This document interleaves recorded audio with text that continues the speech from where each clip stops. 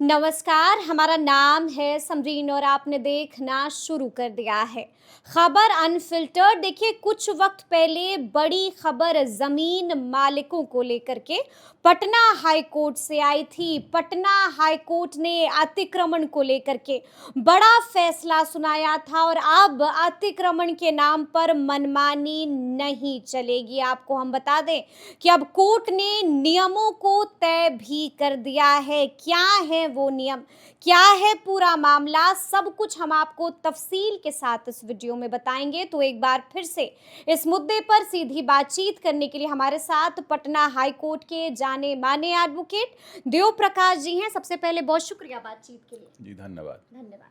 सबसे पहले तो वकील साहब, बिना देरी के हम आपसे समझना चाहेंगे कि आखिर पूरा मामला क्या है। देखिए, इधर से कुछ दिनों से ऐसा हो रहा है, जो ढंग से केसेज आ रहे हैं और जो जजमेंट आ रहे हैं, देखने से यही प्रतीत होता है कि अगर हाई कोर्ट न रहे तो लोगों के पास ज़मीन का मालिकाना नहीं रह पाएगा। जो स्थिति हो रही है, जो प्रशासनिक पदाधिकारी हैं, जो रेवेन्यू पदाधिकारी हैं, ऐसे ऐसे कार्य कर रहे हैं जो 100 साल से कोई ज़मीन मकान पर काबिज है, सब पेपर उसके पास है, उसको बेदखल करने के लिए देते हैं और कहीं कोई सुनवाई नहीं है। जो हायरार्की ऑफ बना हुआ है अप्लाई का, अपील करने का, रिवीजन करने का, और जो पदाधिकारी विशेष हैं जिनके यहाँ से हियरिंग होनी है, कहीं कुछ नहीं। एक जगह कुछ कर दिया, बाकी जगह रिपीटर जंक्शन है, वही चीज़ रिपीट होगा। मामूली मामूली बात, तो कितनी की बात हम करें आपको। अभी एक रोक सूची चल रही है जो बिहार में, जो अनसर्वेड लैंड, जिसको टोपो लैंड हम लोग कहते हैं, उसका एक अलग तमाशा है। कौन एक 1935 में कोई जजमेंट है प्रीवी काउंसिल का, उस जजमेंट को लेकर के प्रधान सचिव महोदय एक लेटर निकालते हैं कि सब डीएम को कि आप सबका रजिस्ट्री बंद करिए, सबका जो म्यूटेशन बंद करिए, सबका क्या नाम है रसीद काटना बंद करिए, सबका ज़मीन छीना झपटी करिए। क्या तमाशा है भाई। रोना बिलखना मचा हुआ है वकील साहब। मचा हुआ है। जब लोग हम लोग के यहाँ आते हैं तो झुंड के झुंड लोग आते हैं, गांव के लोग, जिन सब तो पैसा वाले नहीं हैं, बहुत कमज़ोर लोग भी आते हैं। स्थिति बहुत भयावह है। अब बताइए, कोर्ट में जो सिलेक्शन जजेज का होता है, प्रोसेस दूसरा है। जो आपकी चुनी हुई सरकार, जिसको आप चुन करके भेजते हैं, वहाँ से निराकरण नहीं हो पा रहा है।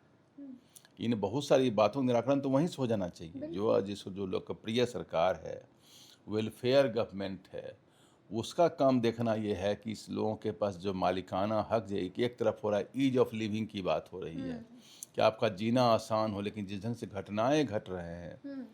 अब जब मैनुअल म्यूटेशन था, अब वो जब ये कंप्यूटर हो गया, तो अब कोई कराने जा रहा है तो कह रहे हैं कि आपका हम नापी करेंगे। तो नापी नहीं है, वो नापी आपके पॉकेट का नापी है। पॉकेट की नापी, पॉकेट की नापी है जी। अब कोई किसी का बाउंडेड प्लॉट है, बाउंड्री किया हुआ है, विगत सैकड़ों साल से उसका म्यूटेशन चल रहा है, पोजीशन है, पेपर है, रसीद है, हम नापी करेंगे आपका। अब घूमिए, आप नौकरी वोकरी छोड़ करके, काम धंधा छोड़ के अब उनके पीछे पड़िए, ब्लॉक ऑफिस जाकर चक्कर लगाइए। कहने को तो ऑनलाइन है, ये ऑनलाइन ना पर मखौल है। तो तमाशा इतना कि हाईकोर्ट अभी एक रोक सूची चला हुआ है, कुछ भी देखो लगा दो रोक सूची। अब रोक सूची के बारे में बहुत जजमेंट आ चुका है पटना हाई कोर्ट का, ऑनरेबल सुप्रीम कोर्ट का, कि डिस्ट्रिक्ट मजिस्ट्रेट को रोक सूची लगाने की शक्ति ही नहीं है रजिस्ट्री पर, तब भी रोक सूची लगाते हैं वो। क्या है ये रोक सूची? रोक सूची में कह देते हैं किसी का अनाबाद अगर सर जमीन है, गैर मजरूबा जमीन है, तो पहले रोक सूची लगा देते हैं, आप रजिस्ट्री नहीं करा सकते हैं, आपका जमाबंदी नहीं होगा, आपका रसीद नहीं कटेगा, आपका एलपीसी इशू नहीं होगा, आप ट्रांसफ़र नहीं कर सकते, गिफ्ट नहीं कर सकते, मॉर्गेज नहीं कर सकते, सारा काम बंद। ज़मीन तो एक प्रॉपर्टी है ना भाई। ज़मीन केवल खेती का उपजा ही नहीं होता, उस ज़मीन एक प्रॉपर्टी है। बिल्कुल बिल्कुल। तो इस ढंग सारा रोक सूची लगा दिया। अब रोक सूची लगा दिया, जिस कारण से कारण भी खत्म हो गया, बट रोक सूची चल रही है।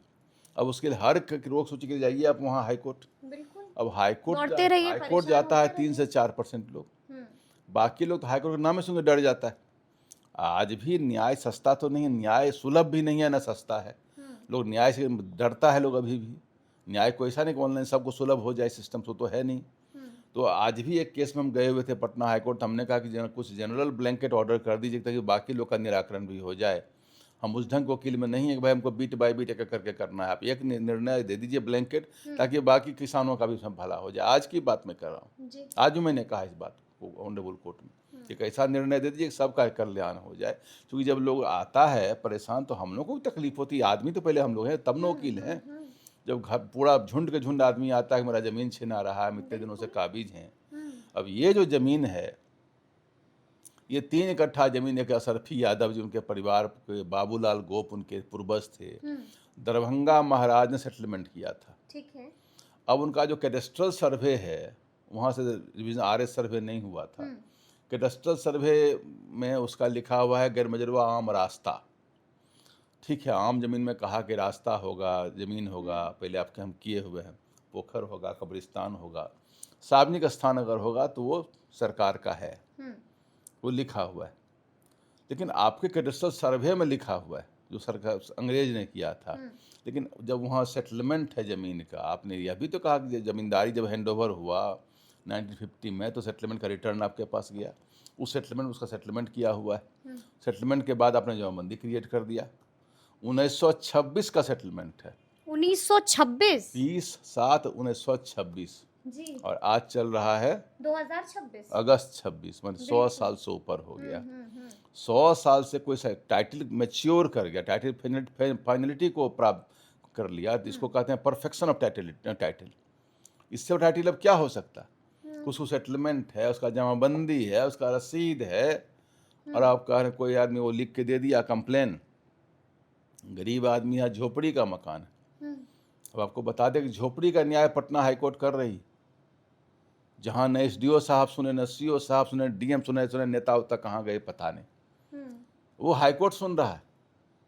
उसका ज़मीन का सुनिएगा साइज, जो अभी जो बाबूलाल को 3 कट्ठा मिला था, जो सरफी यादव के उनको ज़मीन है 6 धूर, मतलब 400, इस कमरे से 2 कमरा मिला दीजिए। वो गरीब आदमी झोपड़ी में, थैच्ड हाउस है, मिट्टी का घर है, उसको निकालने के लिए सरकार लाठी बाना राइफल लेके जा रही है। निकलो यहाँ से, भागो, कहाँ जाएगा पता नहीं। क्या दशा है, बिल्कुल। अब तब हाईकोर्ट आ रही है बीच में, सब सेववायर बन करके, मुक्तिदाता, त्राणकर्ता बन करके। हाईकोर्ट में वो बेचारा गया, एक बार हाईकोर्ट गया तो फिर कहा कि जाइए वहाँ अपील में। उसके पहले एक बार एक ऑर्डर हो गया, इनको निकाल बाहर करिए थे। सर्किल अफसर के यहाँ गया, वहाँ लिख करके दिया। फिर DM के यहाँ अपील था, DM के यहाँ अपील में गया, सब कुछ लिख करके दिया। होता क्या है कि जो अपील आदि के प्रोविज़न है, वो केवल किताब में लिख, जितना भी समरी अपील है, समरी रिवीजन है, वो एक होक्स है, एक समझिए कुछ नहीं है, वो फॉर्मेलिटी है। आप अपील में जाइए, रिवीजन में जाइए, कुछ होना जाना कुछ नहीं है। उस समरी टर्म कुछ नहीं होगा, जो नीचे वो लिख देगा वही से। अगर आपका नाम X है, उसने Y लिख दिया तो Y ये लिखाएगा, वहाँ से कोई X नहीं कर पाएगा। अब हम एग्जाम्पल देके क्या समझाएं? अभी कोई कह दे कि भारत के प्रधानमंत्री नरेंद्र मोदी ने सुरेंद्र मोदी हैं, अगर कोई बोल दिया और कहेगा सर इसको करेक्शन कर दीजिए, गलती से लिखा गया सुरेंद्र मोदी, नरेंद्र मोदी कर दीजिए, तो कहेगा उनके पास जाइए, फिर वहाँ जाइए, फिर कहेगा नहीं हम इसको नहीं। यानी कि ये इतना कॉम्प्लिकेटेड स्थिति इतनी बड़ी समरी ट्रायल की है, मजाक है। कोई चीज़ सही करने को तैयार नहीं, हर चीज़ के लिए कोर्ट जाइए। अब कोर्ट का अलग से, कोर्ट कोई काउंटर तो है नहीं। आप कोर्ट में जाएंगे, समय इतना लगेगा कि बाबा केस करेगा तो पोता को न्याय मिलेगा या नहीं मिलेगा। संजोग से अच्छे बेंच में गया, जैसे राजकुमार हैं, उनके बेंच में गया, उन्होंने देखा इस बात को कि भाई ये 100 साल पहले का सेटलमेंट है, जमाबंदी है, रसीद है, और इस आदमी को एक कंप्लेन कर दिया, गैरमजरूआ रास्ता है, तो कभी निकाल दो इसको यहाँ से।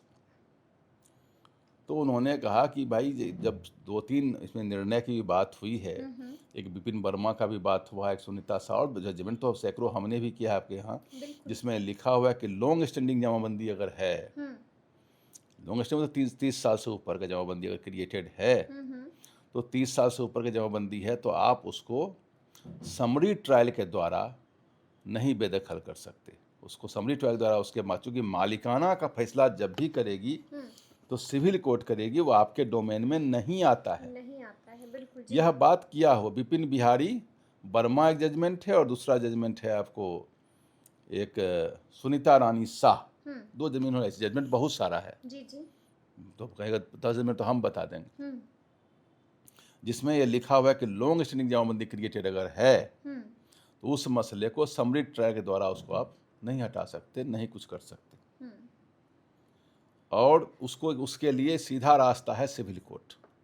ये सिविल कोर्ट का डोमेन है। बहुत बार सरकार हाई कोर्ट सुप्रीम कोर्ट गई भी, अभी समीउल्लाह जजमेंट में भी गई थी, तो उसमें भी कह दिया कि नहीं आप नहीं कर सकते। जैसे रजिस्ट्री वाले केस में गई थी कि रजिस्ट्री जब भी ज़मीन का रोकते हैं ये, तो रजिस्ट्री एक्ट में जो सेक्शन 22 है जो अमेंडमेंट है और सेक्शन 68 में जिनको पावर दिया था, उसको सुप्रीम कोर्ट ने क्लियर कट समझा दिया 69 में भी कि आप अपना सुपरिटेंडेंस आपका अंदर का है, आपको रजिस्ट्री रोकने की शक्ति नहीं। अगर कोई आदमी स्टैट्यूटरी तरीके से सब कुछ फुलफिल करके दे रहा है रजिस्ट्री ऑफिस में, तो रजिस्ट्री रोकने की शक्ति। बहुत जजमेंट है इस पर, फिर भी रोक सूची।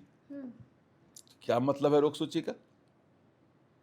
और उसके बाद जो है, चूंकि रजिस्ट्री से कोई टाइटल तो क्रिएट होता नहीं। बिल्कुल जी। अगर कोई ज़मीन किसी को रजिस्ट्री कर दी तो क्या हो गया? रजिस्ट्री एक रजिस्टर वर्ड से बना के सब रजिस्ट्रार बैठते हैं, रजिस्टर में नोट कर लेते हैं, इनका ट्रांसफर हो, इतना ही न है। आपको रजिस्ट्री का स्टाम्प चार्ज मिलता है, पेपर जो नॉमिनल है उसको देख लीजिए, जो स्टैट्यूटरी पेपर बना होता है उतना आप चेक कर लीजिए। अब उसमें लगा दिया कि नहीं, back door entry to control the title of the property, ये है सुप्रीम कोर्ट का डायरेक्शन, ये ऑब्जर्वेशन है कि आप ये बैक डोर एंट्री का प्रयास कर रहे हैं। जो सिविल कोर्ट का पावर है मालिकाना तय करना, उसको आप तय करने का प्रयास कर रहे हैं। बिल्कुल। तो जब लॉन्ग स्टैंडिंग जमाबंदी है तो उसको आप नहीं कर सकते। दूसरी बात इसमें यह कहा गया कि इस एक्ट का नाम ही है Bihar public land encroachment act 1956। Public land, जिस पर प्रॉपर्टी 100 साल से आदमी रह रहा है, जमाबंदी है, रसीद है, घर है, सेटलमेंट है, तो टाइटल तो वहाँ परफेक्शन की ओर चला गया। उसको कैसे आप हटा दीजिएगा? और उसको जो है सो क्या कहते हैं, उस पब्लिक लैंड जब है ही नहीं आपका, तो रैयती ज़मीन के अगेंस्ट में, जो रैयती ज़मीन जिसको किसी रैयत का ज़मीन है, जो किसी व्यक्ति का ज़मीन है, उस पर Bihar public land encroachment act लागू ही नहीं होता है। लागू ही नहीं होता है। लेकिन थोड़ा सा हम आपसे ये भी समझना चाहेंगे, जिस एक्ट का भी आपने जिक्र किया, यानी कि बिहार लोक भूमि अतिक्रमण अधिनियम 1956, ये क्या कहता है exactly? इसमें एक डिफिनेशन बना हुआ है कि पब्लिक लैंड कहते किसको हैं। ठीक है। जो हमने आम का बारे में, जैसे पब्लिक लैंड से रोड है, सरकार की जो ज़मीन है, मोटा जो पब्लिक लैंड मतलब जो गवर्नमेंट की ज़मीन है, पब्लिक प्रॉपर्टी है, उसको जैसे कोई रोड है, फुटपाथ है, सब्जा देखिएगा तो कौन इनक्रोच किए हुए है, वो सब ज़मीन को आप नहीं ले सकते। उसको घर बना दीजिएगा, मकान बना, दुकान बना दीजिए, होता है, वो भी होता है। तो पब्लिक लैंड अगर सरकार की ज़मीन को कोई इनक्रोच करता, अतिक्रमण करता, उसके लिए एक कानून बना था। ये प्राइवेट लैंड के लिए नहीं बना है। तो जो रैयती ज़मीन है उस पर कानून लागू ही नहीं होता। उसके सेक्शन 2N में शायद पब्लिक लैंड किसको कहते हैं लिखा हुआ भी है। जब ये लिखा हुआ है कि पब्लिक लैंड कहते किसको हैं, तो फिर इस पर कैसे कानून लागू हो गया? उस कानून में केस कैसे हो गया? SDO साहब के यहाँ कंप्लेन को रेणु यादव है लिख के दिया, और कंप्लेन इतना बढ़ा कि गरीब आदमी बेचारा दौड़ के कौन सर्किल अफसर के यहाँ, DM के यहाँ अपील, और ये क्या नाम है, हाई कोर्ट, कहाँ कहाँ दौड़ रहा है। 2-2 3-3 बार हाई कोर्ट आया है वो आदमी। और अल्टीमेटली कहा कि भाई जब उसका जो उसमें पब्लिक लैंड इंक्रोचमेंट एक्ट में भी लिखा हुआ है, सेक्शन 3 से लेकर section 3, section 4, section 5, section 6, section 10, 11 सब में प्रोविजंस बना हुआ है, प्रोसीजर्स बना हुआ है।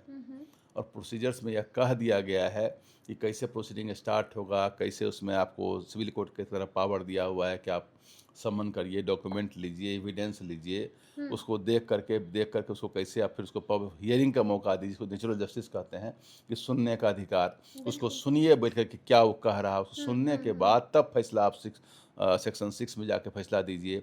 सेक्शन 11 में अपील का प्रोविज़न है। यह भी इस केस में कहा कि जब भी किसी के साथ ऐसा होता है तो अपील के लिए जाए वो, और अपील हो जाता है उसके बाद ही यहाँ पर आवे हाई कोर्ट में। लेकिन साथ में यह भी कह दिया कि इसका मतलब यह नहीं है कि नेचुरल जस्टिस का वायलेशन होगा तो आप डायरेक्ट हाई कोर्ट नहीं आ सकते हैं। यानी कि पहले सिविल कोर्ट जाना पड़ेगा। नहीं, बात को समझिए जी। हाई कोर्ट ने कहा कि नॉर्मली जो अपील का प्रोविजन सेक्शन 11 वो समरी का ही दे, DM के यहाँ, कलेक्टर साहब के यहाँ जाइए, आप कलेक्टर साहब की जगह अपील करिए, वो करके बाद ही यहाँ आइए। लेकिन यह भी साथ में कहा कि अगर आपको सुनने का अधिकार, जिसको नेचुरल जस्टिस कहते हैं, अगर वो प्राकृतिक न्याय का अधिकार नहीं दिया, बिना सुने आपकी जमीन, अभी आज ही केस चल रहा था, हवेली खड़गपुर एक जगह है, शायद मुख्यमंत्री का एरिया है वो हवेली खड़ग में जो मुंगेर, जी मुंगेर, हाँ मुंगेर ही होगा। तो हवेली खड़गपुर जो है, वहाँ जो हवेली वर्ड है, जिस हवेली से नाम से हवेली खड़गपुर है, वो हवेली को तोड़ दिया। हवेली को तोड़ दिया बिना पूछे, बिना कानून के। आज का केस मैं बता रहा हूँ।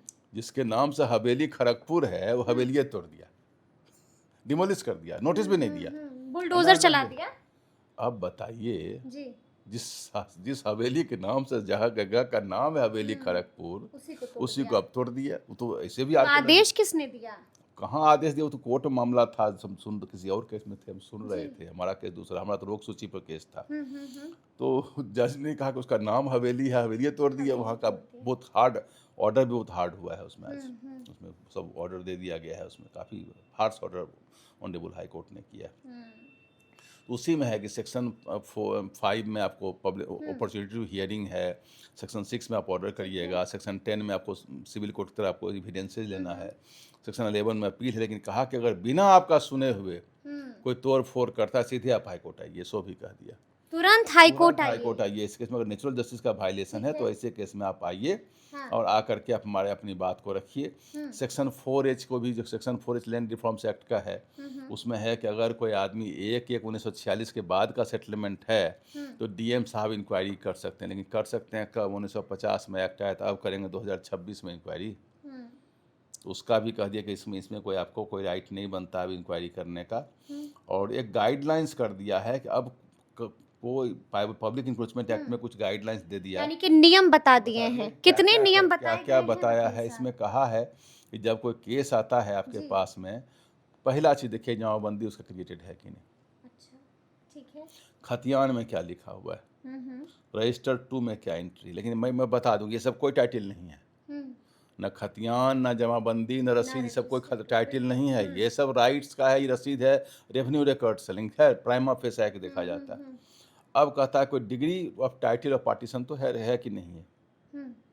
कभी कोई कोर्ट में कोई केस हुआ है, आपस में भाई में बंटवारा हुआ है, तो पार्टीशन सूट में होगा तो वो चला होगा वहाँ पर। या कोई डिग्री है तो वो देखिए। कोई सेटलमेंट है, चाहे गैर मजरूबा आम हो या चाहे गैर मजरूबा खास हो, जो इस केस का मसला है। अगर सेटलमेंट दरभंगा महाराज का है तो आपको उसको देखना, जो रिटर्न भी फाइल हुआ होगा वो देखिए। सेटलमेंट पट्टा कुछ भी अगर है तो देख लीजिए आप। अगर settlement Bihar land reforms act के तहत है तो वो भी देख लीजिए। बिहार सरकार भी बहुत सारे सेटलमेंट की है। और सेक्शन 4-5 में जो उसका है प्रोसीडिंग को शो कॉज करिए, रिप्लाई देगा, फिर वो आपको ये जो है सो अपॉर्चुनिटी ऑफ हियरिंग दीजिए, पर्सनल हियरिंग वो कराइए। जो डिस्प्यूट का सिस्टम होता है, जो सिस्टम बना हुआ है, इन चीज़ों को देख लीजिए ढंग से। और जमाबंदी के बता दी, जमाबंदी से अगर जमाबंदी फ्रेश जमाबंदी अगर हाल का है तो उसका जमाबंदी के कैंसिलेशन का सिस्टम है, section 9 Bihar land mutation act में लिखा हुआ है। लेकिन साथ में इस बात को फिर दोबारा दोहराते हैं, लॉन्ग स्टैंडिंग जमाबंदी नहीं। अगर लॉन्ग स्टैंडिंग जमाबंदी है तो सिविल कोर्ट ही अगर मात्र रास्ता है, उसके लिए आप यहाँ से, इसका पावर नहीं है। क्या नाम है, बहुत जगह हम लोग पास बहुत सारा ऑर्डर आया भी, बहुत सारे एडीएम का, इसमें लिखते हैं कि दीर्घकालिक जमाबंदी है इसलिए हम नहीं देंगे। तो बहुत लोग देते हैं, ऐसा नहीं है कि सब लोग हैं। होता क्या है, लेकिन जो हम लोग के पास जो केस आता है हम उसी से देख रहे हैं। केस तो लाखों जाते होंगे बहुत सारे, लेकिन कुछ एक लोग हैं जिनको ये सब निर्णय उर्णय कोई अंतर नहीं पड़ रहा है। इतना जजमेंट आ रहा है जबकि सब लॉ बुक में एंट्री हो रहा है। तो इस, लेकिन कुछ लोग हैं बिल्कुल देखे हुए, और कोई डॉक्यूमेंट अगर नहीं दे रहा है कोई, तो देखिए कब से पोजीशन है, कब से रह रहा है। अगर जो मुखिया का है उसका वीडियो सीओ सबका रिपोर्ट ले लीजिए।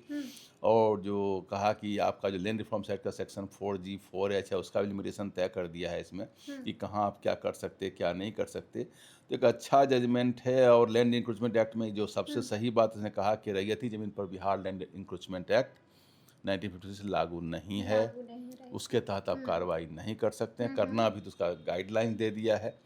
लॉन्ग स्टैंडिंग जमाबंदी के बारे में तो कितना बार कहा हुआ, फिर दोबारा कह दिया गया है। अच्छा जजमेंट है। लोगों को तो बहुत तबाही हो रही है। तो और यानी कि अतिक्रमण पर मनमानी नहीं यह भी कहा कि आप जमीन का अधिकार तो ठीक है, प्रॉपर्टी का अधिकार तो आर्टिकल 300A में है, लेकिन बोला कि अगर किसी का रहने का मकान है, राइट टू शेल्टर, ये तो फंडामेंटल राइट में आ जाता है। किसी का खेती की जमीन है, जीविका उसी से भोजन करता है या उसी से बाल बच्चा पढ़ाता है, तो वो अगर आप छीन लीजिएगा ये सब टेक्निकलिटी दिखा करके, तो कहाँ जाएगा आदमी। बिहार के लोगों के पास तो जो 2 बीघा 4 बीघा जमीन है उसी सब का जीविका चल रहा है बहुत लोगों का। ये देखना आजकल ना 5 किलो गेहूँ और कुछ पैसा वैसा लोग को मिलने लगा है। अदरवाइज तो लोग वही जीविका था, बहुत लोग अभी वही जीविका है, वो भी परिवार में एक आदमी किसी को मिलता होगा। तो सबसे बड़ी बात है कि आम लोगों को ईज ऑफ लिविंग मिलना जो चाहिए। बिजनेस ईज ऑफ लिविंग का जो जी। सरकार का जो ये है मैंडेट है, हम्म। मैनिफेस्टो है, तो सरकार का व्यू हम नहीं बता रहे हैं, हम्म। लेकिन जो हो रहा है ग्राउंड पर उसकी बात हम करें। ग्राउंड पर सुनवाई नहीं हो पा रही ढंग से, हम्म। समरी ट्रायल एक ढकोसला बन के रह गया है। यानी कि आप यही कह रहे हैं कि अतिक्रमण के नाम पर अब मनमानी नहीं चलेगी, लेकिन ऐसे में वकील साहब एक सवाल ये भी है कि अगर फिर भी मनमानी चलती है तब क्या एक्शन लेगी? फिर हाईकोर्ट आइए, सजा क्या मिलेगी? लेकिन अब है कि अब ये जजमेंट कोई लेकर के जाएंगे जिनके पास हाँ, इंक्रोचमेंट केस चल रहा है, ठीक है। और लिखा दें जाकर के अपना हियरिंग में कि इसको जजमेंट कॉपी दे दें, बतावें भाई देखिए ये लिखा हुआ है, और इसकी एंट्री हो जाती है तो वो कहेगा कि सर हमने बता दिया, सब उसके बाद भी नहीं सुन रहे हैं। और तो बहुत फिर इसमें तो बहुत जगह कंटेम्प्ट भी चलेगा, क्योंकि आप जब जजमेंट दे दिया और यह भी कह दिया है जजमेंट में कि इस जजमेंट की कॉपी सारे डिस्ट्रिक्ट मजिस्ट्रेट को दीजिए, अच्छा, डीएम को भेज दीजिए। सारे डिस्ट्रिक्ट मजिस्ट्रेट दीजिए, और जितने रजिस्ट्रार हैं हाँ। जो जमीन का रजिस्ट्री रोकते हैं उनको भी दीजिए। इस सब कांड पर तमाशा ना करें, किसी को रोक ठोक ना करें, किसी का इंक्रोचमेंट न लगावें, किसी का खरीद बिक्री ना रोकें, यह भी कहा और गया। बुलडोजर ना चलाएं। तो ऐसे में बुलडोजर चलेगा, कोई अगर सरकारी जमीन पे कोई बना लेगा तो क्यों नहीं चलेगा बुलडोजर? हाँ। उसको नहीं रोका गया कि भाई कोई ऐसा जेन्युइन बोनाफाइड ओनर है उसके साथ ही काम ना करिए, उसके साथ ये काम नहीं होना चाहिए। तो सुना आपने कि वकील साहब ने क्या कुछ बताया है। देखिए, बता दिया है कि आखिर कोर्ट का फैसला क्या कुछ आया है, बता दिया है कि आखिर मामला क्या कुछ था। तो फिर ये पूरी बातचीत, ये पूरी चर्चा और ये पूरा वीडियो आपको कैसा लगा है, कमेंट करके हमें ज़रूर बताइएगा। तो ऐसे तमाम अपडेट्स के लिए बिल्कुल ऐसे ही हमारे साथ बने रहिएगा और देखते रहिएगा खबर अनफिल्टर्ड। यदि अब तक आपने हमारे चैनल को सब्सक्राइब नहीं किया है तो फिर झटपट कर दीजिएगा, और फेसबुक पर भी हमें फॉलो करना हरगिज़ नहीं भूलिएगा। बहुत शुक्रिया आपका।